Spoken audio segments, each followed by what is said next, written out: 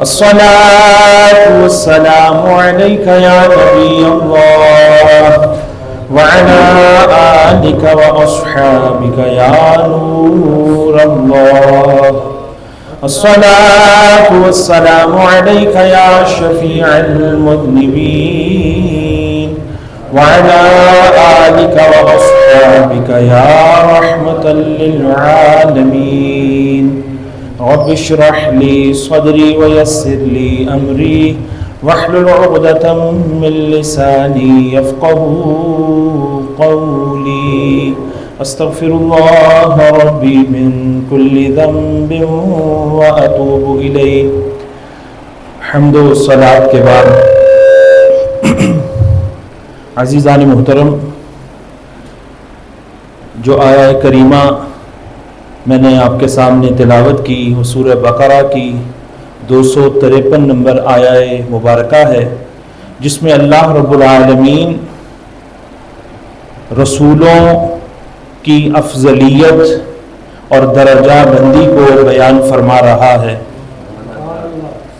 نبوت عطا کرنے میں تو سب کے سب انبیاء کرام علیہم السلام برابر ہیں. اللہ فرماتا ہے کہ ہم ان رسولوں کے درمیان فرق نہیں کرتے.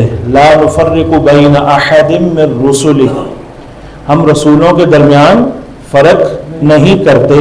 یعنی نبوت سب کو جو ہے وہ اللہ رب العالمین کی بارگاہ سے عطا ہوئی، اور نبوت کے عطا ہونے میں سب انبیاء کرام علیہ السلام برابر ہیں.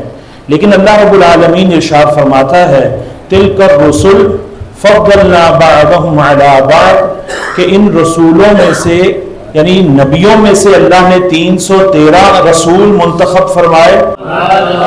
یعنی بعض رسولوں کو اللہ نے بعض رسولوں پر فضیلت عطا فرمائی، یعنی بعضوں کو بعض سے افضل بنایا اور بقیہ بعض کو مفضول بنایا. اور اللہ فرماتا ہے کہ منہم من کلم اللہ، کچھ ان میں سے ایسے ہیں کہ جن سے اللہ نے براہ راست کلام فرمایا، جس سے مراد جو ہے وہ حضرت موسیٰ علیہ نبینا علیہ الصلوۃ والسلام ہیں. اور اللہ فرماتا ہے کہ ورفع بعضهم درجات، اور بعض کو میں نے درجوں بلند فرمایا. یعنی ایک مرتبہ نہیں کہ صرف صفت کلام جو ہے ان کو عطا کی ہو کہ براہ راست اللہ سے کلام کا وصف انہیں ملا ہو. بعض تو ایسے ہیں، یعنی اس سے مراد مفسرین فرماتے ہیں کہ اس سے ہمارے آقا سیدنا محمد رسول اللہ صلی اللہ علیہ وسلم مراد ہیں کہ اللہ نے انہیں دوسرے رسولوں پر درجوں بلند فرمایا، یعنی اتنے درجے بلند فرمایا کہ جس کا شمار ہی نہیں ہے.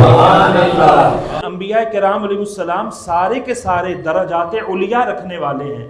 یعنی نفوس انسانیہ کو اللہ رب العالمین نے مختلف درجوں میں رکھا. بعضوں کو اعلیٰ درجے پہ بنایا جن میں سے انبیاء کرام علیہ السلام کو رکھا اور اولیاء کرام کو منتخب کیا.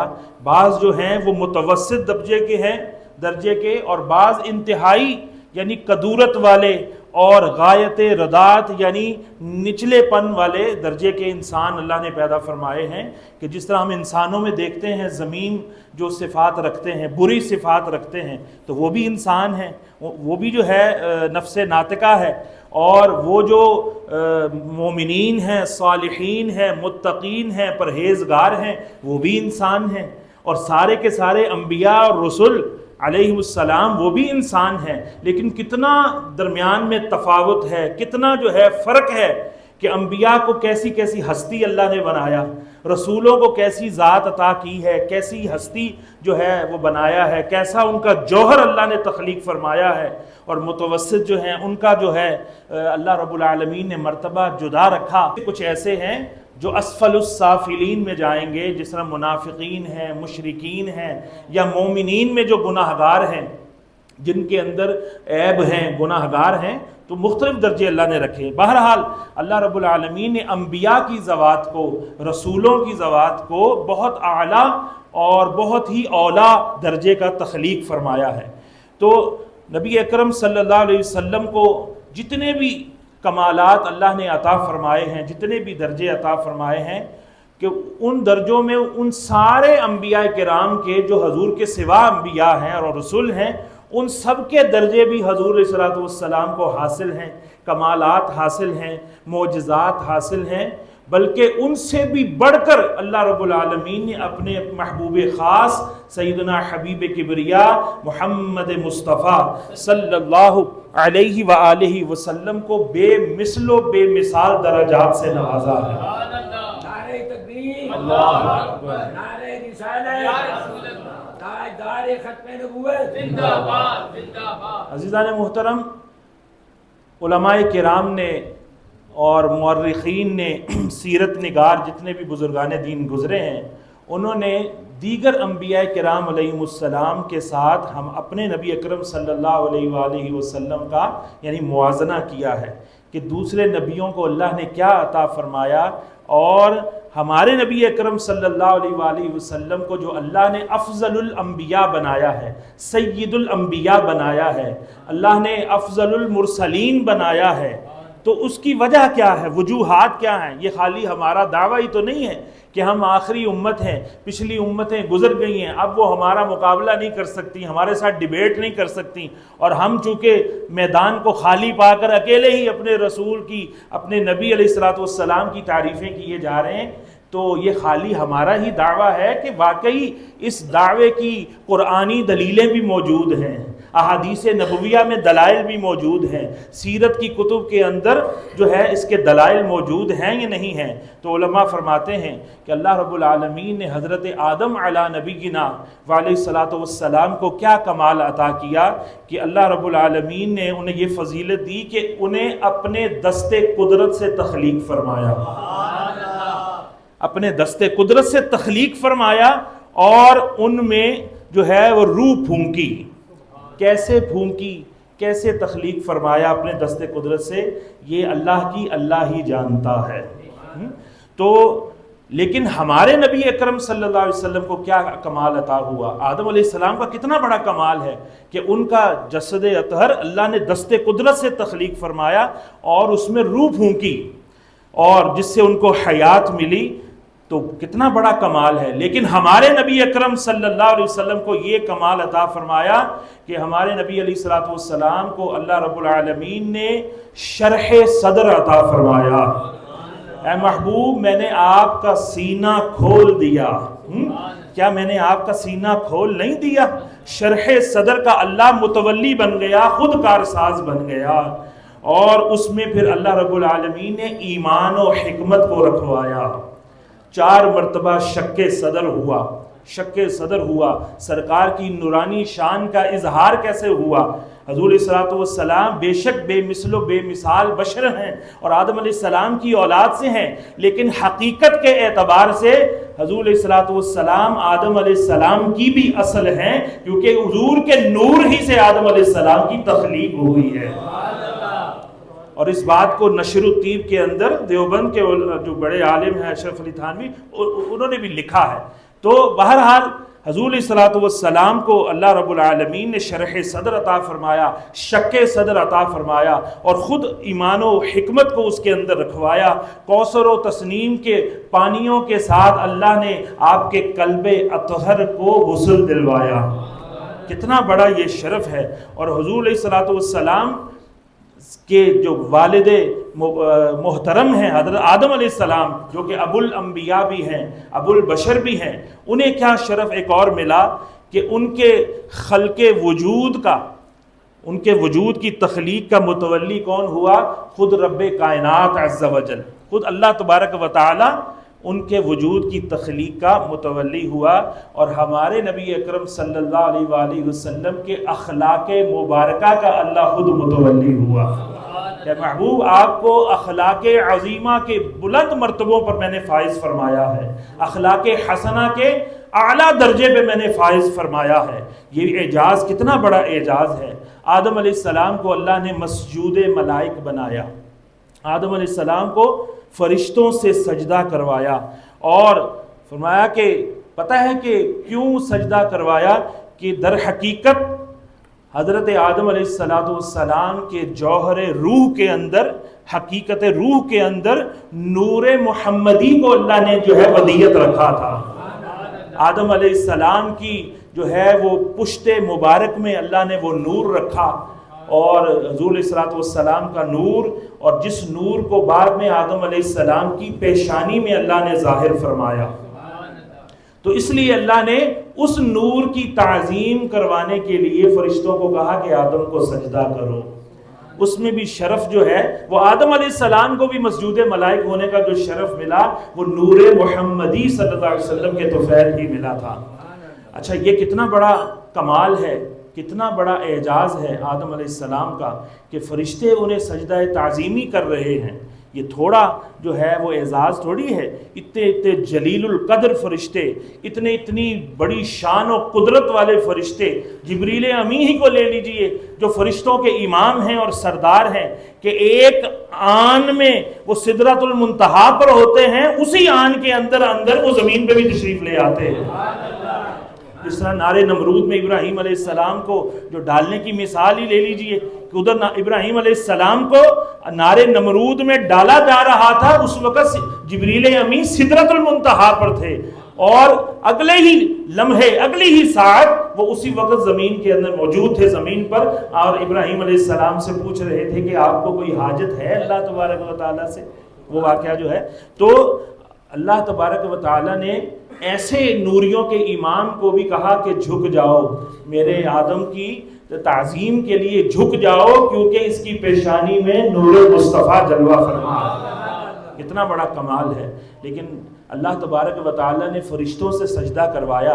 اس عمل کے اندر، اس فعل کے اندر رب کائنات خود شریک نہیں ہو سکتا تھا کہ اللہ کو سجدہ کیا جاتا ہے. اللہ تو کسی کو سجدہ نہیں کر سکتا، وہ تو معبود حقیقی ہے، وہ تو مسجود حقیقی، ہمارا جو ہے مسجود لہو ہے جس کے لیے سجدہ کیا جاتا ہے. تو آدم علیہ السلام کو جو فرشتوں سے سجدہ کروایا، بڑے غور سے سننے والی بات ہے، بڑا لطف آئے گا آپ کو کہ آدم علیہ السلام کو فرشتوں نے سجدہ کیا. اس عمل میں اللہ ان کے ساتھ شریک ہو سکتا نہیں تھا، لیکن اللہ رب العالمین نے کیسی عظمت اور شرافت اور بزرگی حضور علیہ الصلوۃ والسلام کو عطا فرمائی کہ اللہ فرماتا ہے ان اللہ وملائکتہ یصلون علی النبی، بے شک اللہ اور اس کے فرشتے درود بھیجتے ہیں اس غیب بتانے والے نبی پر. یا ایھا الذین آمنوا صلوا علیہ وسلموا تسلیما، اے ایمان والو تم ان پر درود بھیجو، خوب سلام بھیجو. عزیزان محترم، سجدے میں کیونکہ اللہ شریک نہیں تھا اور اللہ کر بھی نہیں سکتا، اللہ کے لیے تو محال ہے. تو درود بھیجتا ہے، وہ رحمتیں بھیجتا ہے. فرشتوں تم بھی ان کے لیے طلب رحمت کی دعائیں کرو، اور اے مومنوں تم بھی محروم نہ رہنا، تم بھی اس نبی پر درود و سلام بھیجتے رہو اور خوب بھیجتے رہو. آدم علیہ السلام کو فرشتوں نے ایک مرتبہ سجدہ کیا، اور آدم علیہ السلام سے کتنا بڑا مرتبہ اللہ نے اپنے حبیب کو عطا فرمایا کہ درود و سلام اللہ خود بھی بھیج رہا ہے.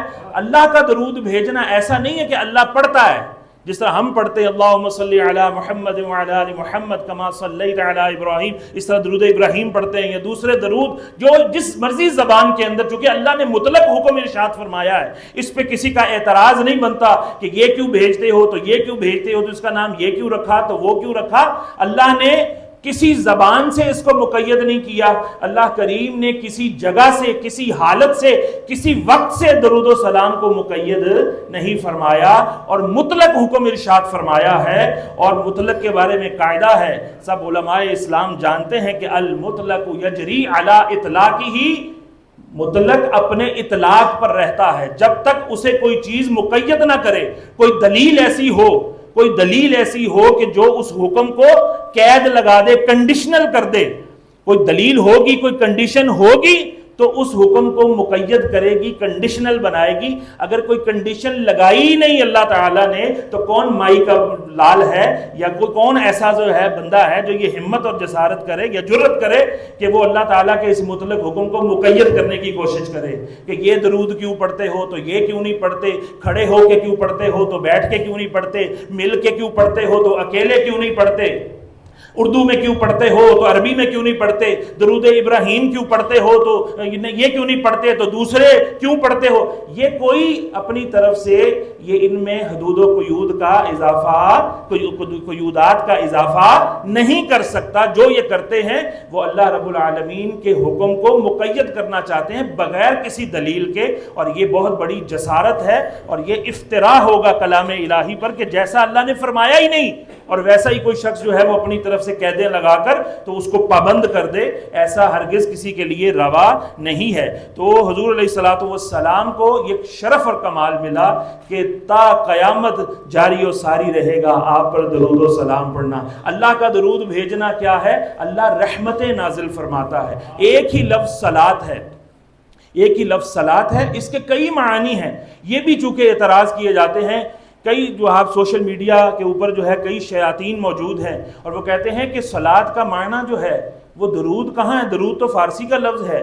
یہ جو درود و سلام جو ہے لوگ پڑھتے ہیں نا, یہ سارے ڈرامے بنائے ہوئے ہیں معاذ اللہ ثم معاذ. دیکھیے کہ کیسے فیس بک جنات نہیں استعمال کرتے, فیس بک جو ہے یا یوٹیوب جو ہے وہ جنات یا ملائکہ استعمال نہیں کرتے, وہ انسان استعمال کرتے ہیں. اور انسانوں کی جس سے پہلے میں نے بتایا کہ اللہ نے 3 قسم کے نفوس بنائے ہیں. ایک وہ نفوس جن کا جوہر بہت ہی اعلیٰ ہے, بہت اعلیٰ ان کی روحیں ہیں, وہ نبیوں کے نفوس ہیں, وہ رسولوں کے نفوس ہیں, وہ ان کی ہستیاں ہیں. اور ایک وہ ہیں کہ جو متوسط ہیں, جس طرح اولیاء ہیں یا صالحین ہیں, متقین ہیں اور قانتین ہیں, نیک لوگ, پرہیزگار لوگ. اور تیسری قسم کے نفوس وہ گھٹیا قسم کے لوگ کہ جو اپنے لیے شقاوت کو پسند کرتے ہیں, اپنے لیے بدبختی کو پسند کرتے ہیں. تو جن کا میں ذکر کر رہا ہوں وہ تیسری قسم میں سے ہیں کہ جو کہتے ہیں یہ درود پڑھنا, یہ جو فلانا درود تو فلانا درود, یہ تو ڈھکوسلے ہیں, یہ تو ڈرامے بازیاں ہیں معاذ اللہ. یہ مولویوں نے ایویں دکانیں چمکائی ہوئی ہیں کہ یہ درود پڑھنے پہ لگا دیا ہے,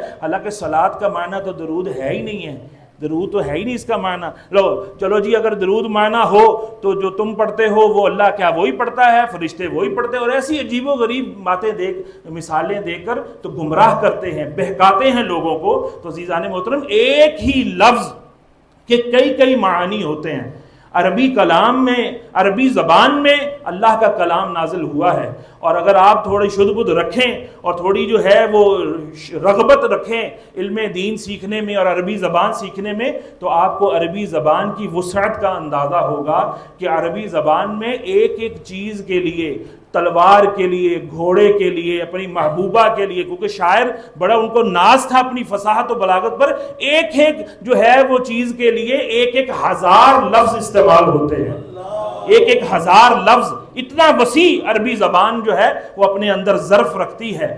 تو یہ لوگ جو ہیں ان کو کیا پتا کہ جنہوں نے علم کی عین سے جن کو واقفیت نہیں ہے, ان پڑھ جاہل قسم کے لوگ رٹے مار کے جو ہے کالے لفظوں کے اور اس طرح سے جو ہے بیٹھ گئے ہیں دین کی تشریحات بیان کرنے کے لیے, دین کی تبلیغ کرنے کے لیے, جبکہ علم دین سے عاری ہیں, علم دین کا پتہ تک نہیں ہے. 2-4 لفظ ترجمے کے ادھر سے پڑھے ادھر سے ملے اور اس طرح سے ملا کر متنجن بنا کر تو نیا ایک جو ہے نظریہ اور نئی ریسرچ اور نئی تحقیق پیش کرنے بیٹھ گئے ہیں. عربی جو شاعر تھے جن کو اپنی فصاحت پر زبان پہ بڑا ناز تھا, وہ ایک ہی شعر کے اندر, غور سے سنیے, ایک ہی شعر کے اندر ایک ہی لفظ جو ہے وہ 4 دفعہ اگر ذکر کرتے ہیں تو چاروں جگہ پر اس لفظ کا معنی مختلف ہوتا ہے. اگر وہ معنی مختلف نہ رکھے تو وہ شعر کا مطلب ہی مکمل نہیں ہو سکتا.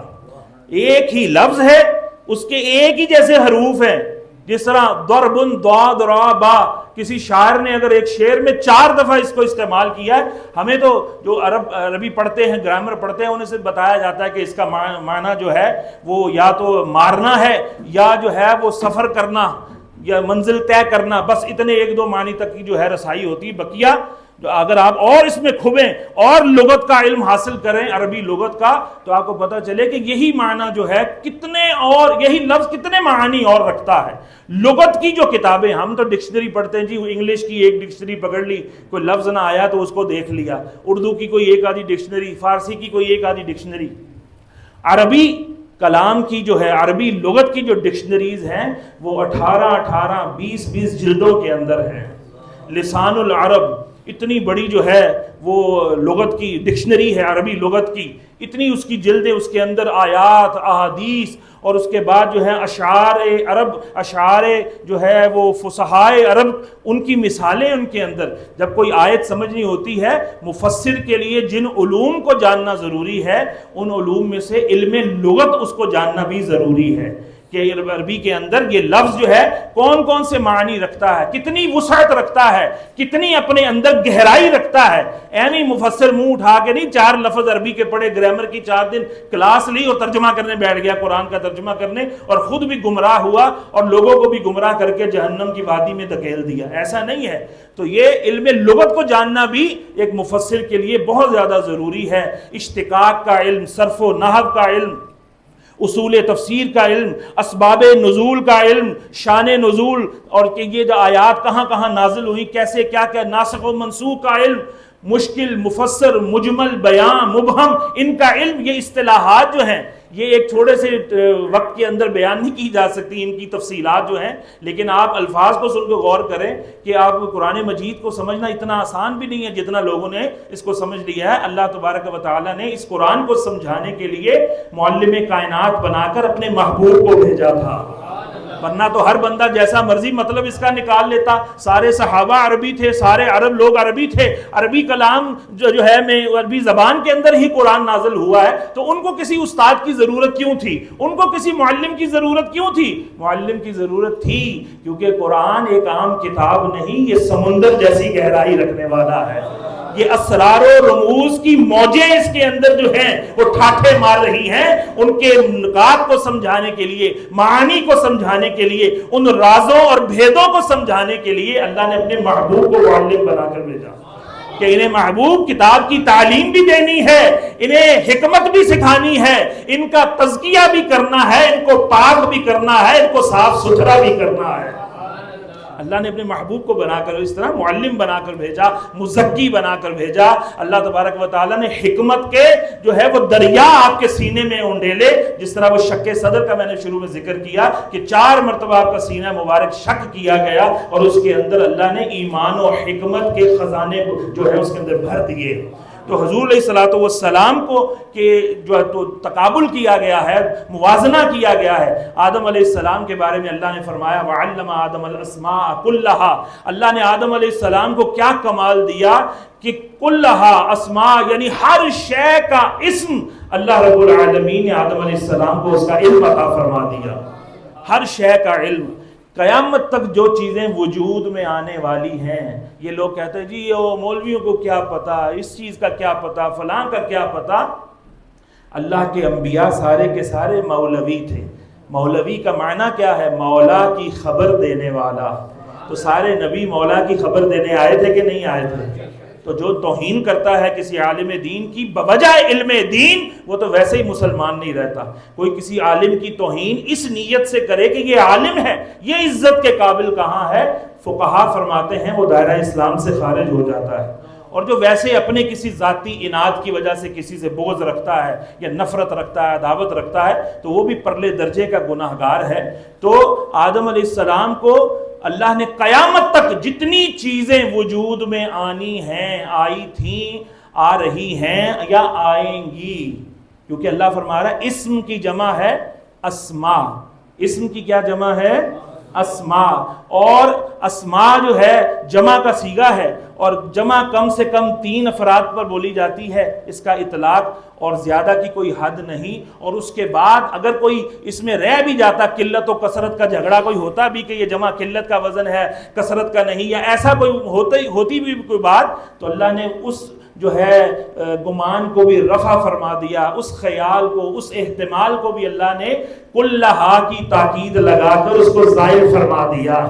وَعَلَّمَ آدَمَ الْأَسْمَاءَ كُلَّهَا. اللہ نے آدم علیہ السلام کو یہ شرف عطا کیا، ایک تو مسجود ملائک بنایا کہ فرشتوں سے سجدہ کروایا تعظیم کا. کس وجہ سے؟ ایک تو نور محمدی آدم علیہ السلام کی پیشانی میں رکھا اس وجہ سے، اور دوسرا یہ کہ انہیں علم کی وجہ سے اللہ نے فرشتوں نوریوں پر بھی فضیلت عطا فرمائی کہ علم سے اللہ کتنا ممتاز فرما دیتا ہے. غیر عالم کو یعنی مفضول بناتا ہے، اور علم کے سبب علماء کو اللہ فضیلت عطا فرماتا ہے۔ اسی لیے اللہ نے فرمایا انما یخشی اللہ من عبادہ العلماء، اللہ کے بندوں میں سے اس سے خشیت رکھنے والے، خوف رکھنے والے، ڈرنے والے اگر کوئی ہیں تو وہ صرف اور صرف علماء ہیں۔ قرآن کی آیت پھر پڑھ دیتا ہوں، ذرا دل کو تسلی ہو جائے گی، ایمان بھی تازہ ہو جائے گا۔ انما یخشی اللہ من عبادہ العلماء، من عبادہ العلماء، علماء جمع ہے عالم کی۔ یہاں کسی فزکس کا ذکر نہیں ہے، یہاں کسی کیمسٹری کا ذکر نہیں ہے، کسی بایولوجی کسی فن کا ذکر نہیں ہے، یہاں پر مطلق علم سے جو متصف ہوں علماء ان کا ذکر ہے۔ اور جب وہ مطلق بلفظ بولا جاتا ہے تو اس کا جب اس کے ساتھ کوئی قید ذکر نہ ہو، کسی وصف سے اس کو مقید نہ کیا جائے، تو اس سے مراد اس کا فرد کامل ہوتا ہے۔ اور فرد کامل تمام علوم کے اندر جو کمال رکھنے والے ہیں علمی اعتبار سے، وہ علم دین، علم قرآن، علم حدیث رکھنے والے علماء ہیں۔ کیونکہ سارے قسم کا علم رکھنے والے لوگ جو ہیں وہ بھی اپنی دینی مشکلات جو ہیں وہ علماء سے، علماء کی لکھی ہوئی تفسیروں سے، علماء کی لکھی ہوئی حدیث کی شروحات سے، علماء اور فقہاء اور مجتہدین، ائمہ مجتہدین، ائمہ امت کی لکھی ہوئی اور مدون کی ہوئی فقہ، جس میں انہوں نے قرآن و حدیث سے مسائل نکالے ہیں، اخذ کیے ہیں، استنباط کیا ہے، استخراج کیا ہے، وہ اسی جو ہے فیضان سے جو علم حاصل کرتے ہوئے، نور اور روشنی حاصل کرتے ہوئے اپنی دینی مشکلات کو جو ہے وہ حل کرتے ہیں۔ تو آدم علیہ السلام کو چیزوں کا علم عطا ہوا، چیزوں کا علم کہ اس چیز کا، جس طرح آج یہ پنکھا ہے، اس وقت تو پنکھے نہیں تھے، لیکن آدم علیہ السلام کے علم میں ہے کہ فلاں دور کے اندر یہ پشتو کے اندر اس پنکھے کو کیا کہا جائے گا، اردو کے اندر اس کو پنکھا کہا جائے گا، انگلش کے اندر اس کو فین کہا جائے گا، یا کسی اور زبان کے اندر اس کا کیا نام ہے۔ اللہ فرما رہا ہے کہ ہر شے، جس چیز پر شے کا اطلاق ہوتا ہے، اس چیز کا علم، اس کے خواص، اس کی خصوصیات اللہ نے آدم علیہ السلام کو الہام فرما دی۔ یہ کتنا بڑا وصف ہے، لیکن اس کے مقابلے میں اپنے نبی صلی اللہ علیہ وآلہ وسلم کو اللہ رب العالمین نے ان اسماء کے مسمیات، ان کی ذوات کا علم اور خصوصیات کا علم بھی عطا فرما دیا۔ ہمارا نام کیا ہے؟ ہمارا نام کیا ہے؟ ہم شے ہیں یا نہیں ہیں؟ شے کہتے ہیں ہر اس چیز کو جو موجود ہے۔ ہم موجود ہیں کہ غائب ہیں؟ موجود ہے نا، ہم بھی شے میں داخل ہیں۔ تو ہمارا نام بھی آدم علیہ السلام کو پتا تھا، لیکن ہماری ذات کیسی ہے، ہم کیسی صفات رکھنے والے ہیں، ہماری کوالٹیز کیا ہیں، ہمارا ماضی کیا ہے، حال کیسا ہے، ہمارا مستقبل کیسا ہوگا، ہماری ابتدا کیا تھی، ہمارا حال کیا ہے، ہمارا انجام کیا ہوگا، ہم کس لمحے، کس دقیقہ، کس ساعت، کس سیکنڈ کیا کر چکے، کیا کر رہے ہیں، کیا کریں گے اور کیا کرنے والے ہیں، رات کی تاریکیوں میں، دن کے اجالوں میں، ہر شے کا علم اللہ نے اپنے محبوب کو عطا فرما دیا۔ اس لیے علماء فرماتے ہیں کہ جو تم دل میں سوچتے ہو، تمہارے دل میں جو خطرات گزرتے ہیں، جو خیالات آتے ہیں، نبی اکرم صلی اللہ علیہ وسلم ان خیالات کا بھی علم رکھتے ہیں۔ وہ تمہارے دلوں کے بھید سے اللہ نے ان کو واقف رکھا ہے، باخبر کر دیا ہے، کیونکہ اللہ کی صفات کا وہ مظہر ہے۔ اللہ رب العالمین علیم بذات الصدور ہے، سینوں کے چھپے ہوئے بھیدوں کو جاننے والا ہے، اور اللہ کی یہ صفت، اس کا مظہر ہم کس صورت میں دیکھیں گے، وہ اللہ نے اپنے محبوب کی صورت میں دکھا دیا ہے۔